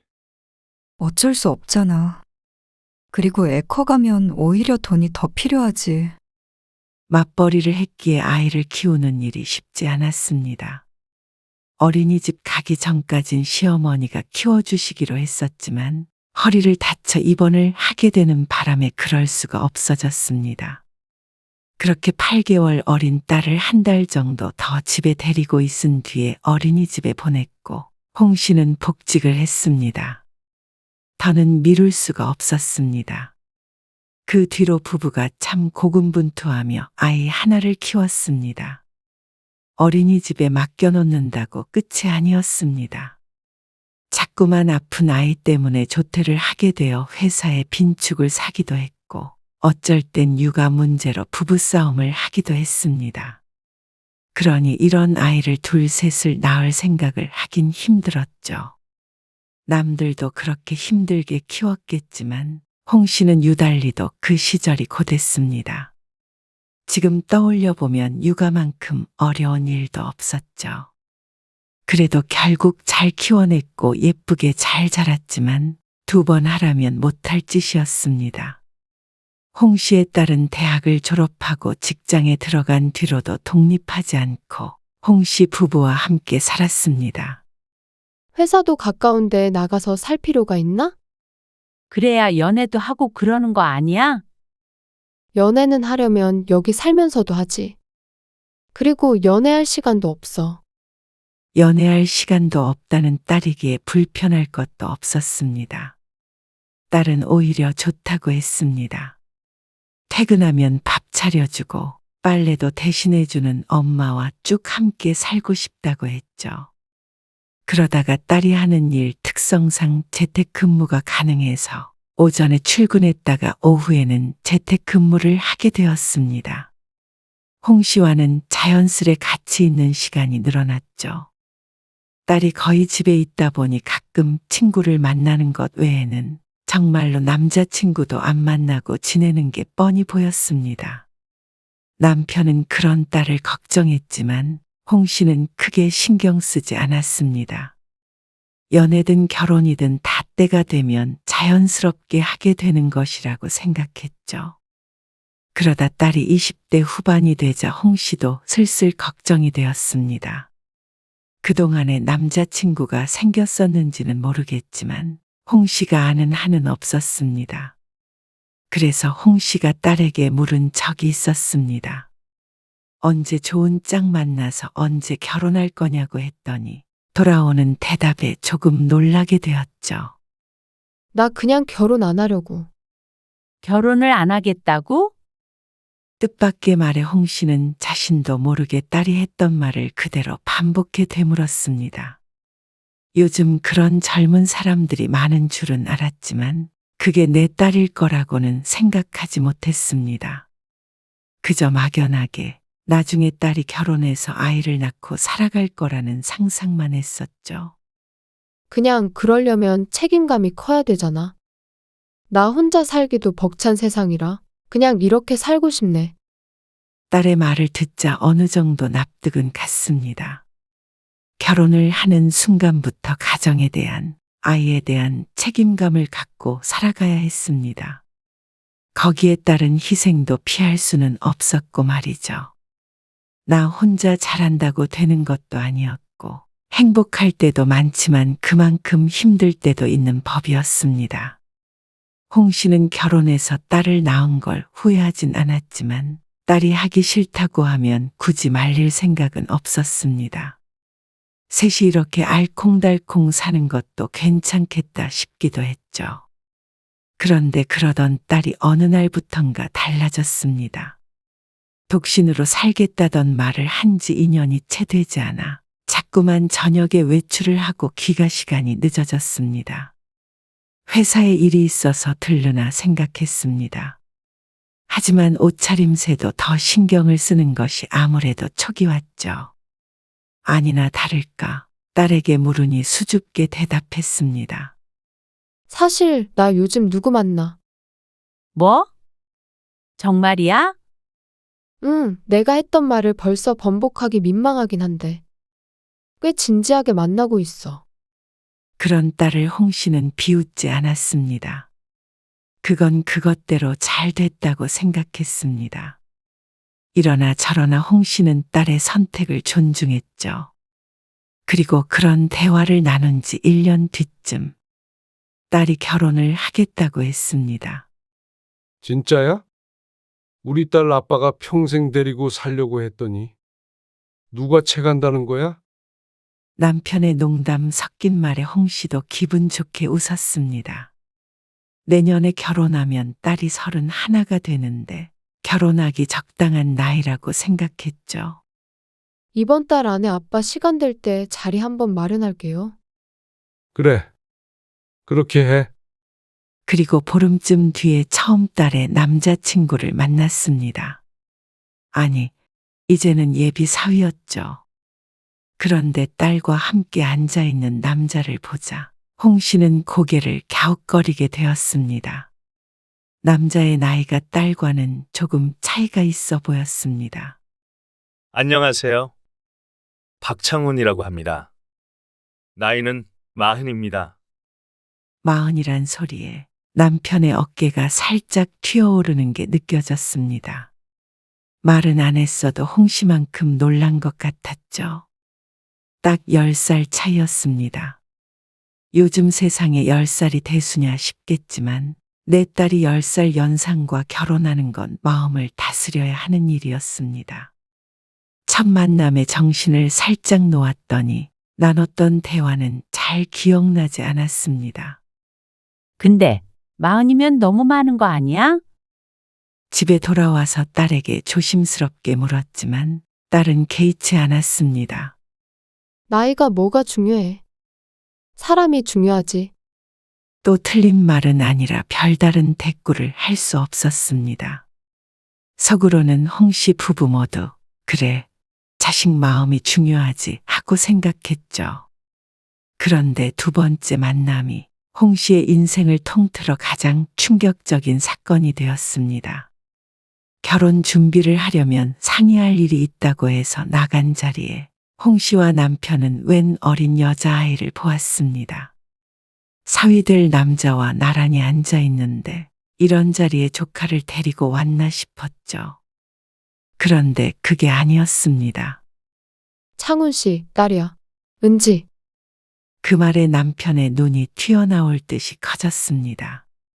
정말 톡 치면 눈알이 떨어져 대구르르 굴을 것만 같았습니다. 박 씨의 사정도 크게 다르지 않았습니다. 내년에 초등학교 들어갑니다. 조심스럽게 말했지만 내용은 전혀 조심스럽지 않았습니다. 어쩌면 폭력적으로 다가오기까지 했습니다. 그만큼 홍 씨는 충격 때문에 정신을 차리기가 힘들었습니다. 아이는 모르는 어른들과 함께 있어서 그런지 얌전한 편이었습니다. 그리고 아이에게 조금쯤은 무심해 보이는 남자를 대신해서 홍 씨의 딸이 살뜰하게 아이를 챙겼습니다. 언니, 나 오렌지 주스. 주스 먹을래?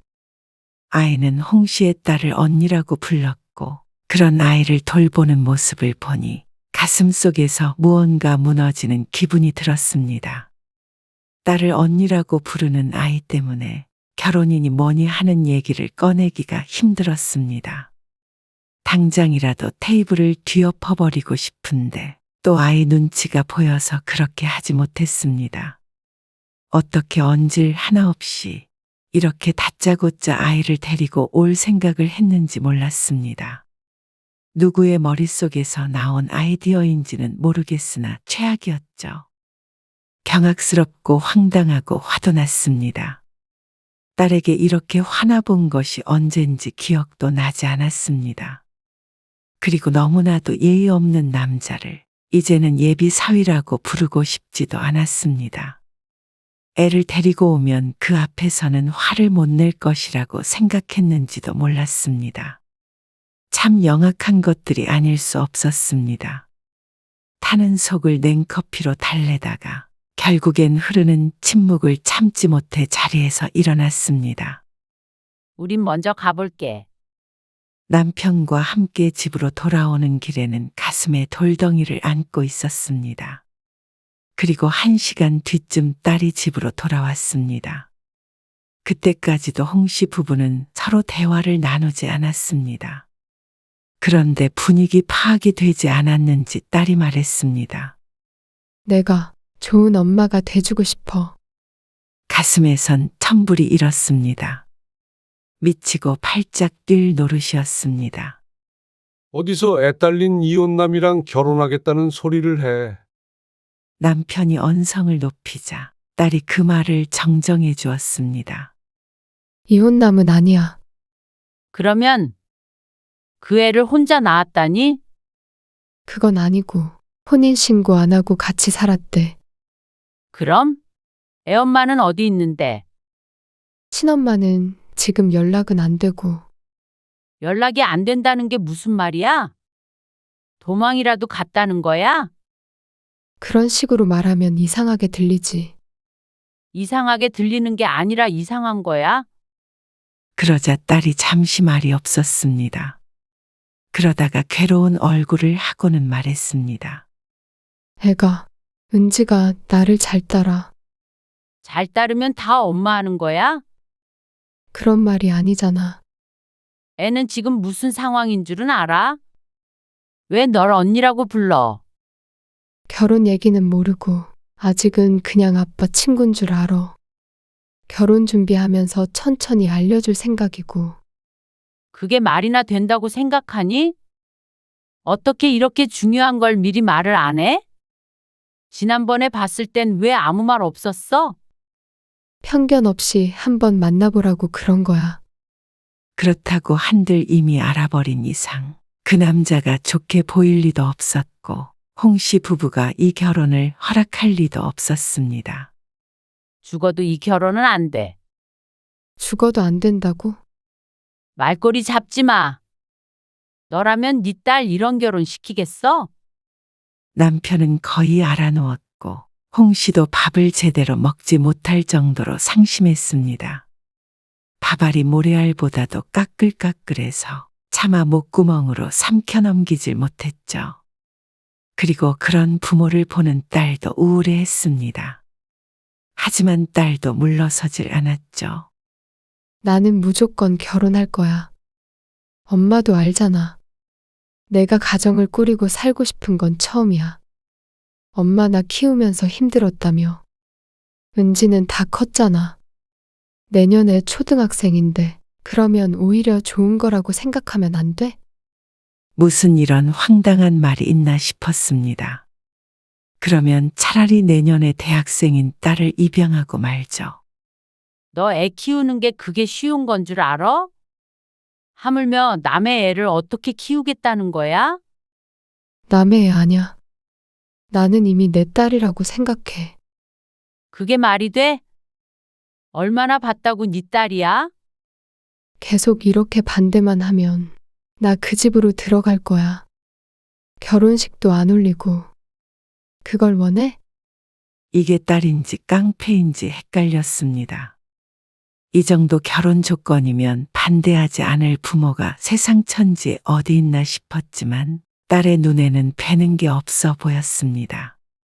딸이 30이 될 때까지 이렇게까지 부모에게 반항한 적은 한 번도 없었습니다.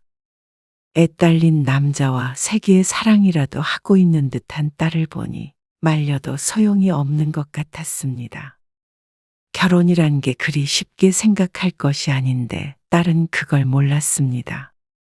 사람 됨됨이가 중요하다는 딸이지만 사실 남자가 정말 괜찮은 사람이가 하는 것도 잘 모를 것 같았습니다. 예비 장인 장모를 만나는 자리에서 미리 말도 없이 딸을 데리고 온 것도 그렇고 그런 아이를 스스로 챙기는 게 아니라 홍 씨의 딸에게 시키는 것을 보면 어쩐지 알만했습니다. 하지만 이렇게 계속해서 반대했다가는 딸의 말대로 식도 올리지 않고 살림을 합쳐버릴까봐 무서웠습니다. 괜히 더 반발심만 주는 것 같아서 다른 방법을 생각해야 했습니다. 그래서 홍 씨는 남편과 상의 끝에 딸에게 말했죠. 너 그 여자애 네 친자식처럼 키울 수 있어. 그랬더니 딸의 표정이 조금 밝아졌습니다. 진짜 잘 키울 거야, 엄마. 정말 친딸처럼. 그러면 우선 데리고 와. 데리고 오다니? 이 집에 데리고 와서 딱 2달만 키워봐라. 그러고 나서도 마음이 변하지 않는다면 그때는 아이가 있는 건 문제 삼지 않고 긍정적으로 다시 생각해 볼게. 키워보라고? 그래, 너 2달 정도는 집에서만 일할 수 있잖아. 그리고 내년에 학교 들어가면 얼마 남지도 않았네. 유치원 일찍 졸업했다 치고 데리고 와봐. 그러자 딸은 고민해 보지도 않고 말했습니다. 나는 좋아. 창훈 씨한테 한번 물어볼게. 쉬울 거라 생각했는지 딸은 어쩐지 신이 나 보였습니다. 어쩌면 남자가 거절할 수도 있을 거라고 생각했습니다. 하지만 너무나도 쉽게 아이는 홍 씨의 집으로 보내졌습니다. 집 안까지 들어오진 않고 현관 앞에서 아이만 들여보내고 남자는 돌아섰는데 아이와 별다른 작별 인사도 없었습니다. 그런 무심한 태도도 마음에 걸렸습니다. 아빠 바쁘시니까 언니랑 2달만 같이 지내는 거야. 나는 좋아. 대신에 주말에는 아빠가 데리러 올 거야. 나 그러면 유치원 안 가고 놀아? 그렇지. 아이는 무척 좋아했습니다. 들뜬 기색이 역력했고 딸 또한 2달 뒤면 결혼 허락을 받을 수 있을 거라 생각하니 행복해 보였습니다. 어쩌면 2달간 잘 지낼 수도 있다고 생각했습니다. 그렇다면 딸에게 말했던 대로 마음을 좀 더 열고 생각해야 했습니다. 착잡함은 잠시 접어두고 2달만 꾹 참아보기로 했죠. 아이는 보통 아이였습니다. 낯선 환경에 처음엔 다소 어색해했지만 적응하는 데까진 하루의 시간도 필요하지 않았습니다. 엄마, 밥 차릴 때 은지 거도 같이 차려줘. 이제부터 엄마 아빠는 밥 따로 먹을 거야. 그게 무슨 말이야? 너희 둘 밥은 네가 차려야지. 뭐야, 난 일하잖아. 그러면 나중에도 애를 굶길래? 일 핑계 대고 그러자 딸이 입을 꾹 다물었습니다. 엄마는 애 돌보는 거 하나도 도와주지 않을 예정이야. 그러니까 할 수 있다는 걸 보여줘. 홍 씨는 아주 독하게 마음먹었습니다. 그리고 딸은 홍 씨에게 서운해했죠. 약속은 약속이니까. 약속이란 말에 딸은 결연한 표정을 지었습니다.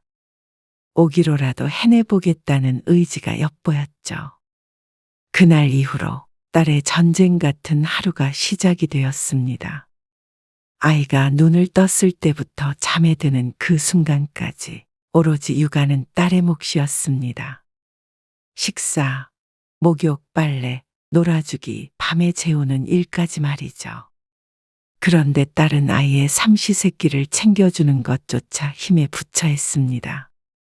아니, 무슨 밥때가 이렇게 금방금방 와? 진작에 밥을 먹고 소파에 있던 홍 씨가 딸은 쳐다보지도 않았습니다.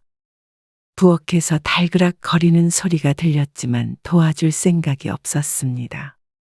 딸은 식사 문제로 제일 스트레스 받아 했습니다.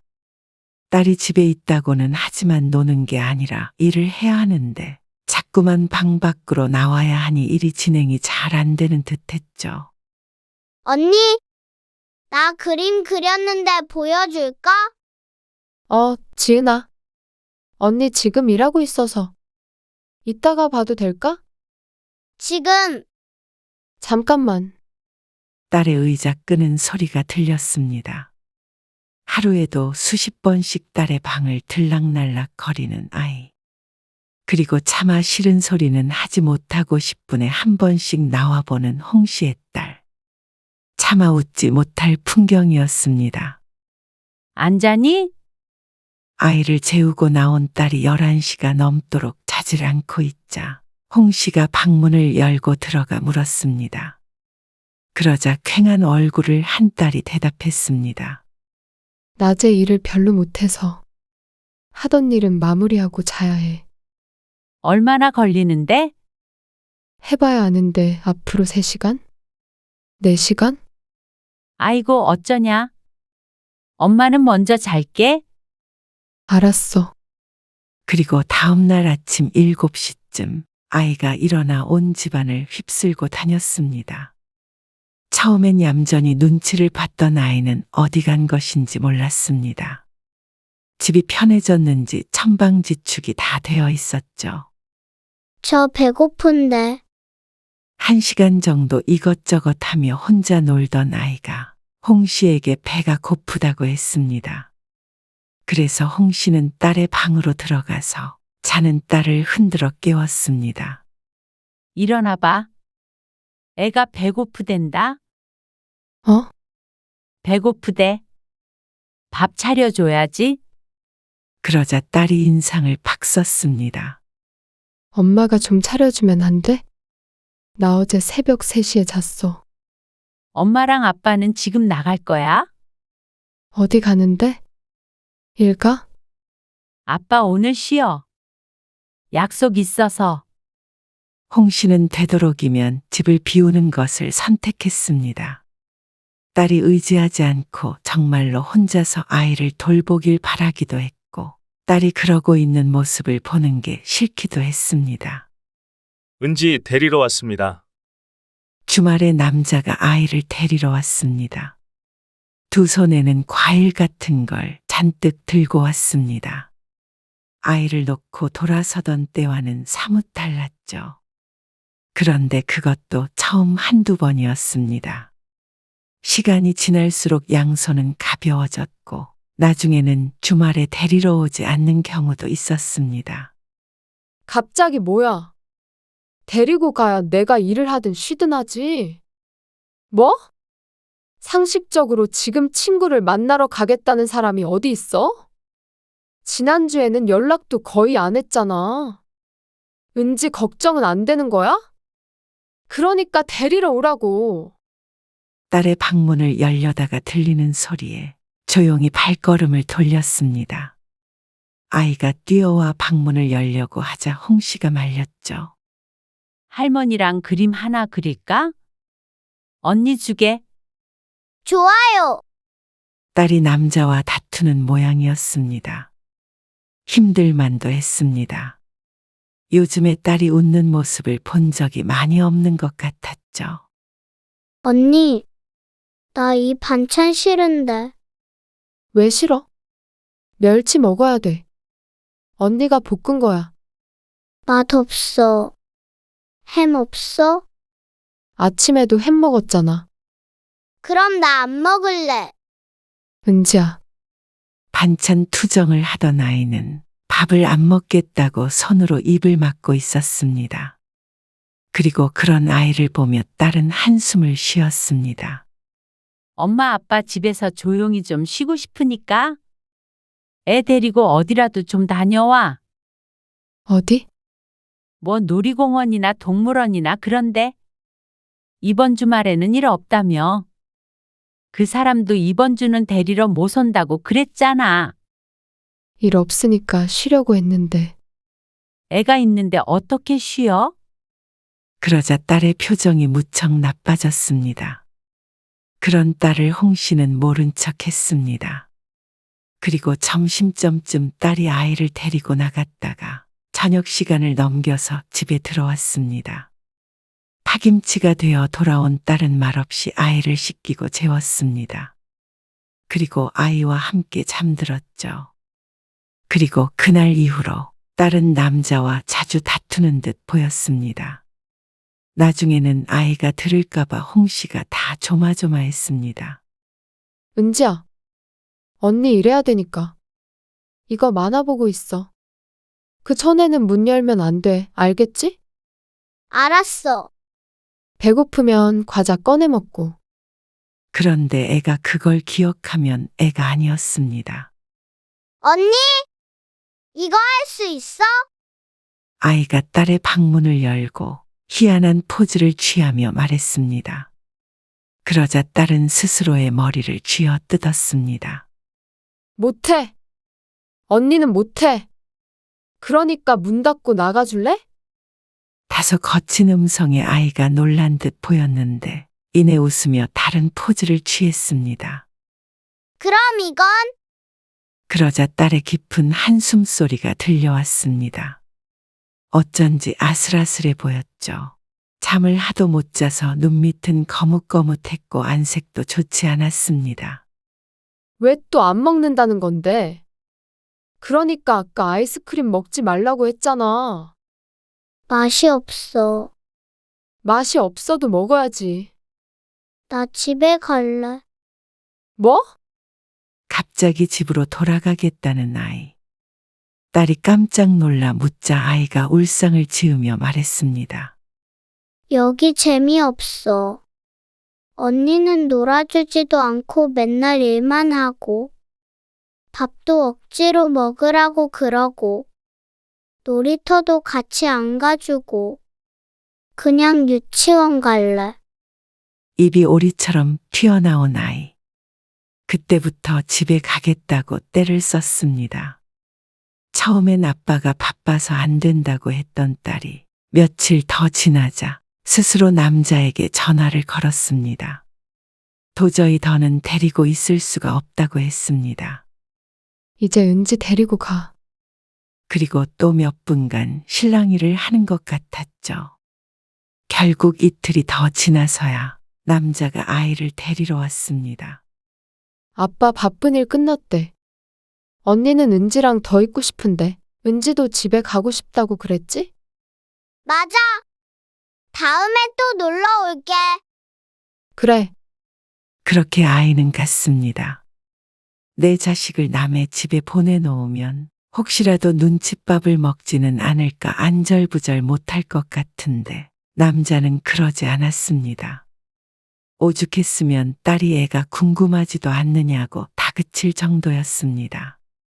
한 달 반이 지나는 동안 딸은 많은 생각을 한 듯 했고 딸과 남자의 사이도 많은 일이 있었던 것 같았습니다. 가끔씩 딸이 아이를 데리고 나가서 남자와 함께 시간을 보내는 것 같기도 했지만 그건 어쩌다 한 번이었습니다. 그러니 결혼하게 되면 어떤 풍경이 펼쳐질지 홍 씨가 보아도 환했습니다. 딸이 콩깍지가 쓰이긴 했어도 바보는 아니었습니다. 겪어보지 않았을 때였다면 모르겠지만 실제로 그 삶을 살아보니 깨달은 바가 있는 것 같았죠. 아이를 보내고 난 뒤에 딸은 방에 틀어박혔습니다. 홍 씨도 그런 딸에게 2달을 못 채웠다는 사실을 굳이 일깨워주진 않았습니다. 누구보다도 더 잘 알 테니 말이죠. 홍 씨도 이제는 딸의 말을 한 번 더 들어봐야겠다고 생각했습니다. 1달 반 동안 집안에서 7살짜리 아이와 씨름한 것은 대단하다고 생각했습니다. 그러니 딸이 그래도 곧 죽어도 결혼을 하겠다고 하면 어쩔 수 없지 않겠나 하는 마음도 있었습니다. 반대할 만큼 반대했으니까 그때 가선 우리도 체념하자. 남편도 같은 생각이었죠. 그래도 마음고생 많이 한 것 같아서 안쓰럽네. 남의 자식 키우는 게 쉬울 리가 없었습니다. 내 배 아파 낳은 자식도 힘든데 말이죠. 그렇다고 애가 알아서 크는 경우는 없습니다. 부모의 희생이 무조건적으로 필요했습니다. 그걸 홍 씨의 딸은 이번 기회에 깨달은 듯 했고, 비혼주의자였던 딸이 감당하기엔 너무 무거운 일이었죠. 나 이 결혼 안 하기로 했어. 그 말을 듣는 순간 다리에 힘이 풀릴 것 같았습니다. 안도감에 숨 쉬는 것도 까먹을 지경이었습니다. 애 키우는 게 그렇게 힘들었어? 그러자 딸이 고개를 떨구며 말했습니다. 애도 애지만 그렇게 무책임한 남자랑은 결혼 못 하겠어. 그간 남자가 보인 태도가 문제인 듯 했습니다. 홍 씨는 남자에게 고마움을 느끼는 이 상황이 웃겼습니다. 10년 수명이 줄어드는 기분이었습니다. 아이도 결국엔 홍 씨의 딸이 새엄마가 될 뻔했다는 사실을 몰랐고, 딸도 정신을 차렸으니 이런 해피엔딩이 어디 있나 싶었습니다. 그런데 남자는 그렇지 않은 모양이었습니다. 딸이 헤어지자고 했는지 집까지 찾아와서 기다리기도 했고, 수시로 전화를 해서 딸의 마음을 돌려보고자 노력했습니다. 네가 은지 엄마 되어주고 싶다며. 나는 오빠랑 결혼하려고 엄마가 되려고 했던 거야. 애 엄마가 되려고 결혼하려고 했던 게 아니라. 우리 집에 은지 있는 동안 전화 몇 번이나 했어? 밖에서 만나면 피곤해하고 얼른 은지 데리고 들어가 보라고 했잖아. 몇 번이나. 그건 나도 모처럼 애 없이 지내는 시간이 필요해서 그런 거였지. 애 키워줄 사람이 필요했던 거면 나는 아니야. 집 앞까지 찾아온 남자와 딸이 하는 대화를 우연히 들었습니다. 혹시라도 딸에게 해코지를 할까봐 집으로 들어가지 않고 좀 떨어진 곳에서 계속 지켜보았죠. 하지만 남자는 한참 대화를 하더니 뒤돌아섰습니다. 언성은 높였지만 그래도 별다른 일은 없어서 가슴을 쓸어내렸습니다. 괘씸했습니다. 10살이나 어린 여자를 데려다가 초등학생 아이를 키우게 할 생각이었다니. 그게 누가 됐든 내 딸은 그러지 않길 바랐습니다. 나중에라도 마음을 돌려준 딸에게 절이라도 하고 싶은 심정이었죠. 딸이 들어오기 전에 홍 씨가 얼른 먼저 집으로 들어갔습니다. 잠시 뒤에 딸이 들어와서 홍 씨에게 말했습니다. 엄마, 나 완전히 헤어졌어. 그동안 속상하게 해서 미안. 됐으니까 맛있는 거 해서 밥이나 먹자. 박 씨는 부엌으로 들어가며 남몰래 가슴을 쓸어내렸습니다. 설령 딸이 결혼을 안 하고 산다고 하더라도 그게 나은 결말일 거라고 생각했습니다. 아직 어리니 다른 좋은 인연을 만나도 되고 말이죠.